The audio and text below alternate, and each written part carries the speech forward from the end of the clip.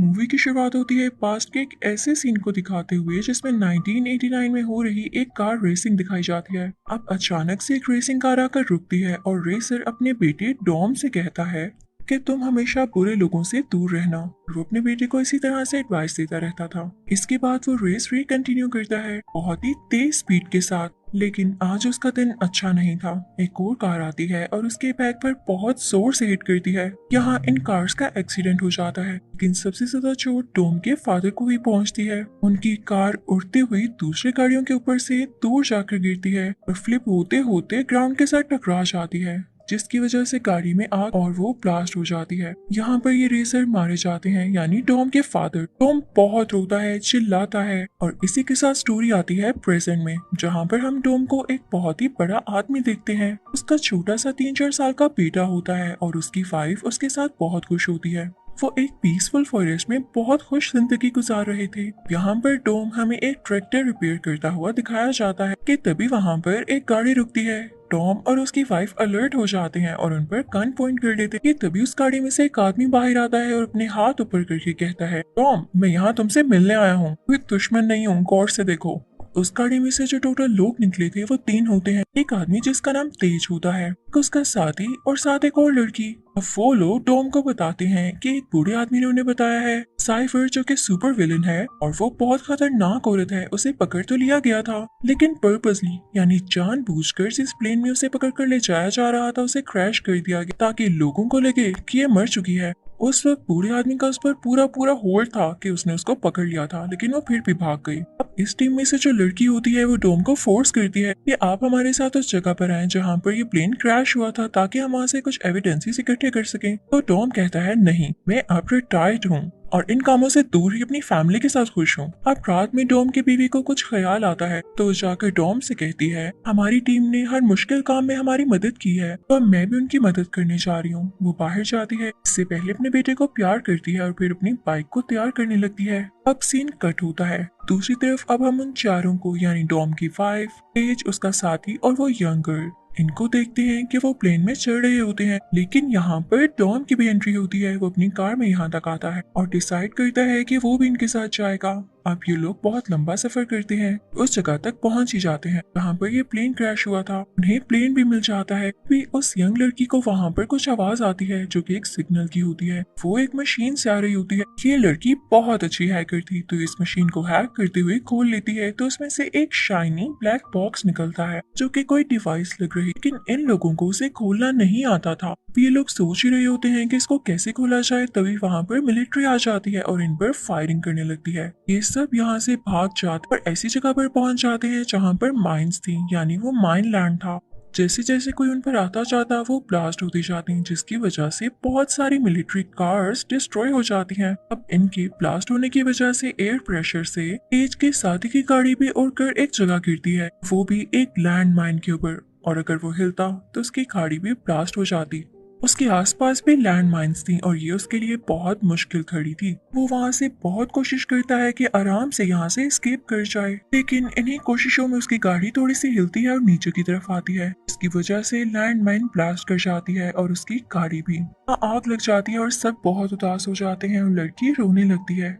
लेकिन तभी तेज का वो साथी लंगड़ाते हुए इनकी तरफ आता है तो सब शुक्र अदा करते हैं और खुश हो जाते हैं। दूसरी तरफ टॉम की बीवी के पास वो डिवाइस थी। अब वो उसको बचाने के लिए एक बाइक पर जाने लगती है ताकि उसे कोई पा न सके। सोल्जर्स भी उसके पीछे होते हैं ताकि वो डिवाइस को ले सके, लेकिन तभी टॉम की वाइफ की बाइक एक पत्थर के साथ टकराती है और बाइक उड़ते हुए अपना बैलेंस खो देती है। इससे पहले कि सोल्जर्स आकर उसको पकड़ते टॉम वहां पर आ जाता है। उसकी वाइफ उसकी गाड़ी पर आकर गिरती है। यहाँ पर एंट्री होती है इस मूवी के बहुत ही मेन कैरेक्टर की, जिसका नाम जेकब है। खामोशी से अपनी गाड़ी में आता है, चलते हुए गाड़ी से अपना हाथ बाहर करके वो डिवाइस उठा लेता है और फौरन से वहां से भाग जाता है।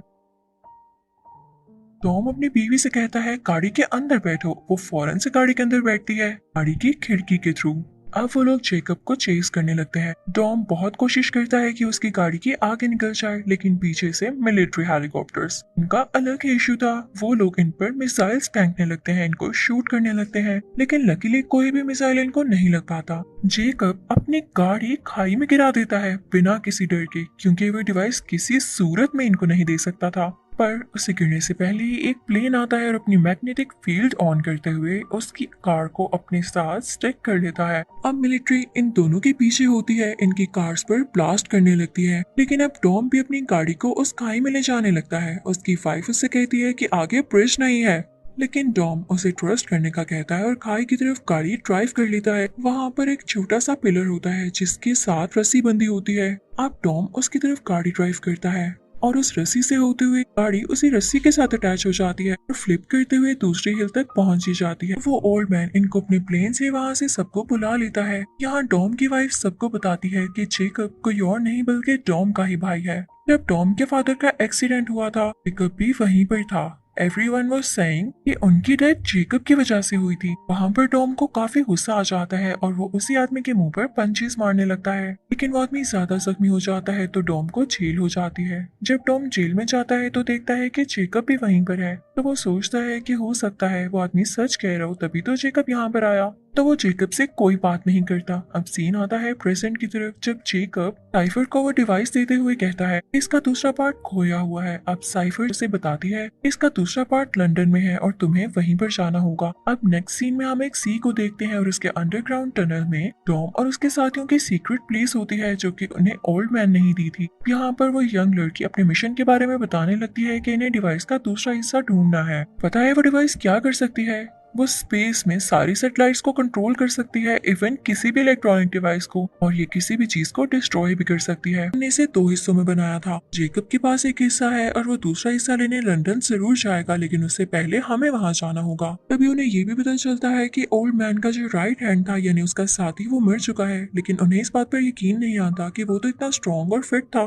तो टॉम की बीवी कहती है कि मैं वहां पर जाऊंगी और उन्हें ढूंढूंगी। उसके साथ एक और लड़की होती है। यहाँ पे सीन दोबारा से पास्ट में आ जाता है। टॉम अब जेल से फ्री हो चुका होता है और एक स्ट्रीट रेसिंग में जाता है जहाँ पर वो जेकब से रेस लगाने का कहता है। अब रेस स्टार्ट हो जाती है और टॉम रेस जीत जाता है और जेकब से कहता है कि मुझे इस जीत के बदले कुछ नहीं चाहिए, सिर्फ तुम यहाँ से चले जाओ और मैं तुम्हें दोबारा ना देख सकूं, यही मेरी विश है। यहाँ से सीन दोबारा प्रेजेंट में आता है।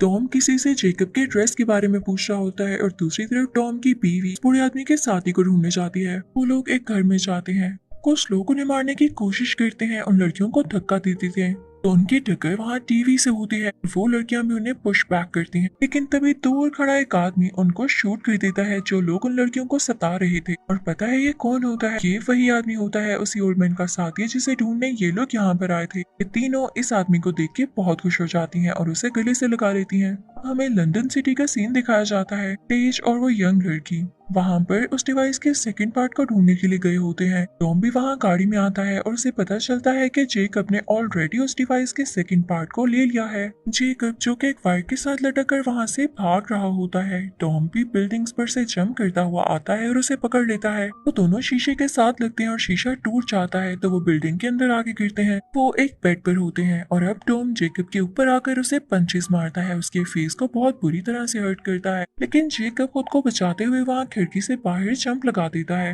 अब एक ट्रक के अंदर गिरता है, लेकिन वहीं से वो अपनी गाड़ी के अंदर बैठता है। बहुत तेजी से ड्राइव करने लगता है, लेकिन टॉम भी उसके पीछे ही होता है जो कि अब ट्रक की फ्रंट सीट पर बैठ चुका था, क्योंकि उसकी साथी यानी वही यंग लड़की इस ट्रक को ड्राइव कर रही होती है। अब वो कार को चेज करने लगते हैं। जेकब बहुत ज्यादा तेज ड्राइव कर रहा होता है और ड्राइव करते करते बिल्डिंग के उस तरफ चला जाता है, लेकिन ये यंग लड़की उस ट्रक का मैग्नेट ऑन कर देती है, जिससे ये ट्रक जेकब की कार को अपनी तरफ खींच लेता है और ये उस ट्रक के साथ स्टिक हो जाती है। एक रिच बिजनेसमैन को ये खबर मिलती है। ये वही आदमी होता है जो जेकब के साथ साइफर के पास जेल में गया था और उसे ये भी पता था कि जेकब अपने मिशन पर है ताकि वो डिवाइस का सेकंड पार्ट ले सके। उसे बहुत गुस्सा आता है कि कहीं डॉम उसे पार्ट छीन ना ले। अपने सोल्जर्स को ऑर्डर देता है कि वो डॉम और उसके साथियों को ढूंढे या चाहे मार दे। दूसरी तरफ हमें उन लेडीज को दिखाया जाता है जो उस बूढ़े आदमी के साथी को वापस लेकर आ चुकी होती हैं। जापानीज लड़की भी उनके साथ होती है। यहाँ पर वो रोने लगती है और इनको बताती है कि उसके पेरेंट्स ने ही ये डिवाइस बनाई थी, वो इसे अपने डीएनए की हेल्प से खोल सकती है। इधर जेकब भी टनल में एक दीवार के पीछे कैद होता है जो कि ये सारी बातें सुन लेता है। तभी बिजनेसमैन और इसके आदमी अपने वेपन्स के साथ यहाँ पर आ जाते हैं और जेकब को और उसी जापानीज औरत को वहाँ से ले जाते हैं क्योंकि वो डिवाइस खोल सकती थी। लेकिन वही यंग लड़की यहाँ पे मैग्नेट फिर से ऑन कर देती है और उससे सारे वेपन्स अट्रैक्ट होकर उसके साथ चिपक जाते हैं। सोल्जर्स भी ग्राउंड पर गिर जाते हैं और वहाँ पर अब ब्लास्ट होने लगता है। जिससे टनल की दीवारें गिरने लगती हैं और उसमें काफी ज्यादा सोल्जर्स मारे जाते, लेकिन उनमें से कुछ सोल्जर्स ने टॉम को भी कैद कर लिया था और वो उसे पानी में फेंक देते हैं। उसकी वाइफ ये देख के चिल्लाने लगती है। अब कुछ देर बाद जब टॉम को होश आता है तो वो देखता है कि उसकी बीवी उसकी आंखों के सामने है, क्योंकि उसकी बीवी ने उसे डूबने से बचा लिया था। यंग लड़की उन्हें बताती है कि जेकब स्पेस में एक सैटेलाइट भेजेगा ताकि ये डिवाइस को इनिशिएट कर सके, उसे चला सके। तो टॉम कहता है तो कोई बात नहीं, हम भी स्पेस में जाएंगे। अब उस तरफ जेकब और वो बिजनेसमैन एक साथ हो चुके होते हैं और उस सैटेलाइट को स्पेस में लॉन्च करने वाले होते हैं। साथ ही साथ उन्होंने डिवाइस के दोनों हिस्से लगाकर उसे जोड़ लिया होता है और फिर वो दो ट्रक्स में निकल जाते हैं। एक ट्रक में जेकब और बिजनेसमैन होता है, जबकि दूसरे ट्रक में वही जापानीज लड़की होती है। जेकब कंट्रोल करने लगता है उसी डिवाइस सैटेलाइट को। टॉम भी अब इसी तरफ आने लगता है। तेज और उसका साथी स्पेस में जाने के लिए निकल पड़ते हैं, अपने कॉस्ट्यूम्स पहन लेते हैं और एक ऐसी स्पेसशिप में बैठते हैं जो कि दिखने में गाड़ी जैसी लग रही होती है, लेकिन उसके साथ नाइट्रोस भी अटैच होते हैं जो कि अचानक से ऑन हो जाते हैं। उनमें से आग आने लगती है और वो स्पेसशिप तेजी से स्पेस की तरफ ट्रैवल करने लगती है और ये मिशन सक्सेसफुली इनिशिएट हो ही जाता है। टॉम और उसके दूसरे साथ अपनी गाड़ियों का मैग्नेट ऑन कर देते हैं, जिसकी वजह से उन सोल्जर्स की गाड़ियां इसके साथ अटैच होने लगती हैं। ट्रक में बिजनेसमैन जेकब से कहता है कि क्या तुम छत पर जा सकते हो, एंटीना हिल गया है और मैं कनेक्ट नहीं कर पा रहा। तो जेकब अब उस बस की छत पे यानी उस ट्रक की छत पे उस एंटीना को ठीक करने जाता, तभी एक हैवी सा आदमी उसके पास आता है जो कि उसे मारने के लिए वहां आया था। तो जेकब बिजनेसमैन से कहता है ये क्यों आया है और मेरी तरफ क्यों बढ़ रहा है। तो बिजनेसमैन उसे कहता है जेकब समझा करो, साइफर अब मेरे साथ है और जब वो मेरे साथ है तो मुझे तुम्हारी क्या जरूरत है। इस वजह से बाय बाय जेकब। अब जेकब और उस आदमी में फाइटिंग होने लगती है। वो आदमी उसे पुश करके बस की छत पे ही गिरा देता है। शोल्डर से एक दूसरे को नीचे गिराने की कोशिश कर रहे होते हैं कि उसने जेकब को ट्रक से नीचे धक्का दे दिया, लेकिन इससे पहले कि जेकब ट्रक से नीचे गिरकर इंजर्ड होता, डॉम वहां पर आ जाता है और ट्रक के साथ अपनी गाड़ी लगाकर जेकब को बचा लेता है। जेकब गाड़ी के अंदर जाता है और इस तरह से उसकी जान बच जाती है। फिर जेकब एक और गाड़ी लाता है और अब दोनों गाड़ियां ट्रक के आसपास होती हैं, यानी दोनों तरफ होती हैं। ट्रक आगे की तरफ टिल्ट होने लगता है कि ये दोनों अपनी गाड़ियों को इस तरह से आगे कर रहे थे कि ट्रक भी आगे की तरफ मूव कर रहा था और ट्रक पलट जाता है यानी फ्लिप हो जाता है।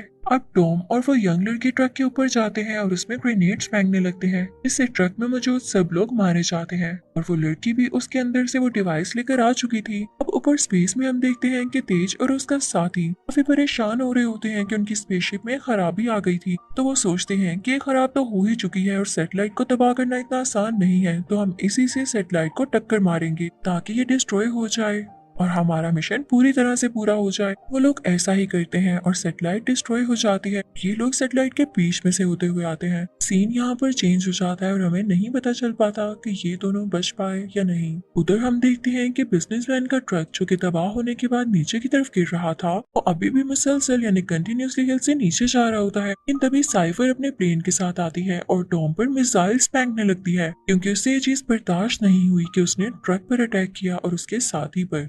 लेकिन टॉम अपनी सारी पावर इकट्ठी करता है और अपनी स्किल्स यूज करते हुए ट्रक को मूव करता है उसी प्लेन की तरफ, जिससे वो प्लेन भी क्रैश हो जाता है और ये ट्रक भी पूरी तरह से डिस्ट्रॉय हो जाता है। एंड पर जेकब और टॉम एक साथ आते हैं और सुलह कर लेते हैं, जिसके बाद जेकब वहां से गाड़ी में कहीं चला जाता है। अब तेज और उसके साथियों का सीन दिखाया जाता है। उन्हें स्पेस में लकीली एक स्पेस शटल मिल चुकी थी, जिससे वो वापस आ जाते हैं और एट द एंड हम देखते हैं कि साइफर उस ब्लास्ट में मरी नहीं थी, क्योंकि वो उसका प्लेन था ही नहीं। साइफर तो कहीं दूर बैठी हुई थी और इसने ये ड्रोन भेजा था जो कि प्लेन की शक्ल का था, जिसे वो दूर बैठकर ही कंट्रोल कर रही थी और यही ड्रोन क्रैश हुआ था।